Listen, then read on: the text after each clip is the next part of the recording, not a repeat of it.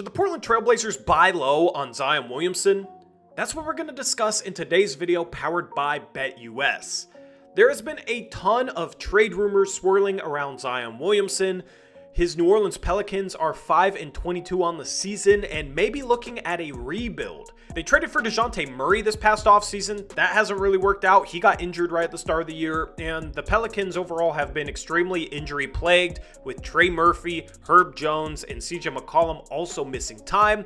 And of course, Zion Williamson has missed time as well because he is extremely injury prone and he is currently out of the lineup. Those injury issues could lead the Pelicans to completely blowing it up, completely hitting the reset button, trading a bunch of the names that I just mentioned, and potentially trading Zion Williamson for a surprisingly low return. And maybe that could provide the Portland Trailblazers with an opportunity to buy low on a former number 1 overall pick, a guy who had a ton of hype coming into the league, and when he has played, has been one of the most impactful players in the league. Now, if you check out BetUS, you can see the odds for a player's next team.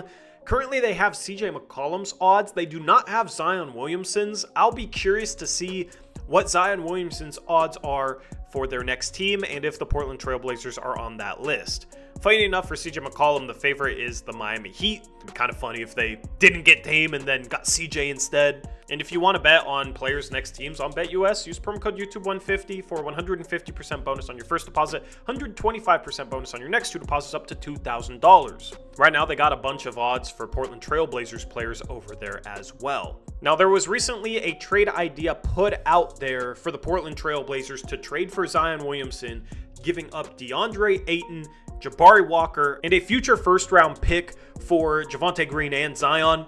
Now, the Blazers currently owe their 2025 first-round pick to the Chicago Bulls, but it's lottery protected, so the Blazers will likely keep it, which means they'll owe their 2026 first-round pick. Basically, what that means is the future first the Blazers have to trade would likely be years from now, 2028, maybe 2029. And 2029 is weird because the Blazers currently have the best and the worst of the Celtics, Bucks, and Blazers first-round picks. So maybe the Blazers give up the worst of those picks. I don't know how they would structure the draft capital, but when I first saw this trade idea, I laughed because I think DeAndre Ayton at this point has negative value. I think he's the 3rd best center on this Blazer team. This team plays better without him. They're 4-5 when he misses time, and they're 4-13 with him. His effort has been questionable this year. His defense has been bad, and he's on a max contract. I don't see how DeAndre Ayton has any positive value on a trade market.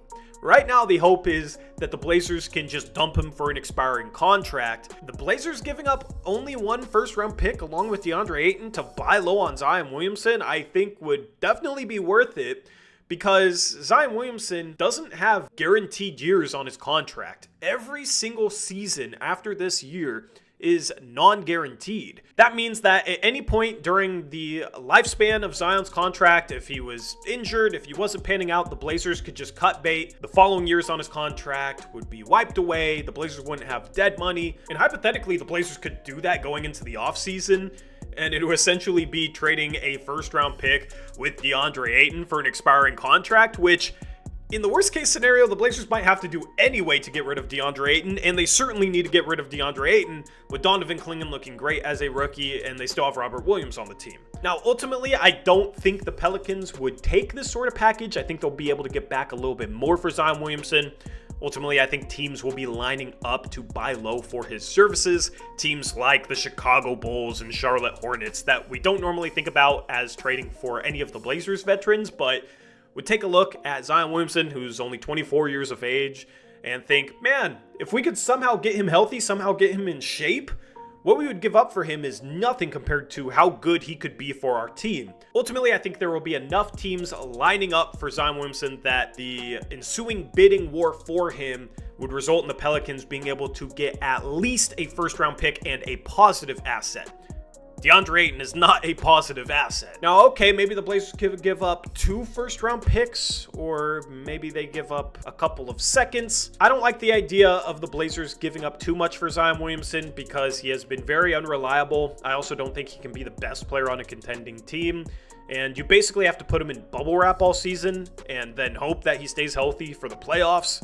He, of course, missed the playoffs last year for the Pelicans. Injury-prone players in Portland is not a good combination. Unfortunately, we've seen that from the past. And to me, this would be the Blazers trying to speed up the rebuild, but it wouldn't give them the star player that they could consistently rely on. It'd give them a star player, but you can't consistently rely upon Zion Williamson. I think the biggest thing for the Blazers rebuild is finding that true star, preferably a star that's a little bit better than Zion, but also that star that you can consistently rely on to show up game in, game out. Zion has had issues with his weight. I don't know how dedicated he is to keeping his body in true top shape, and I think that's contributed a little bit to the injuries he's suffered. Also, the more injuries a player racks up, the more they lose their athleticism, and Zion is pretty reliant upon his athleticism. So there's just a ton of downside to this, which is why if the Blazers could truly buy low and give up a first-round pick attached with DeAndre Ayton, and the first-round pick has some protections on it, or is the worst of the 3 picks in 2029, then sure, take a flyer on him. Maybe he pans out. Maybe the Blazers get great return on value, because he definitely has a lot of upside. But the more assets the Blazers give up beyond that, the greater the risk. And at the end of the day, trading for a guy like this, you're weighing the risk versus the reward. And the Blazers don't have a ton of future picks for a rebuilding team. I don't think giving up multiple picks in this situation is worth the potential reward, given that I think it's more likely that Zion Williamson is never somebody you can consistently rely upon. He's a big name, so a lot of people will want him, but I think the Blazers have the time and have the ability to be a little bit more strategic, hope that they get that star through the draft, and if they can't draft that star, trade the veterans, accumulate assets, and ultimately down the line, I think the Blazers will be in position to trade for a legitimate star that doesn't have these red flags that Zion Williamson has. The Milwaukee picks the Blazers own in the future should end up being pretty good, and if the Blazers can continue to stockpile picks, then they can bide their time and wait for that star via trade. They don't have to trade for one now for a guy that is this injury prone. But if you can buy low, you do it. It's not like you have to pay him the next 4 years if he doesn't pan out. The non-guaranteed years on his contract actually make it more worth it to take a risk. But anyway, let me know what you think about trading for Zion Williamson down in the comment section below. Would you do it? How much would you give up for him in a trade? I'm curious to read your thoughts on this one. Shout out to BetUS, promo code YouTube150 for that promotion. And we're out of here. We'll have another video coming up before our next post-game stream on Thursday. On Thursday's post-game stream, we'll reveal our second edition of our big boards. So if you're into draft content and trade content, make sure you check out our post-game live streams after every Blazer game. And we're out of here. Until next time, as always, peace out. Go Blazers.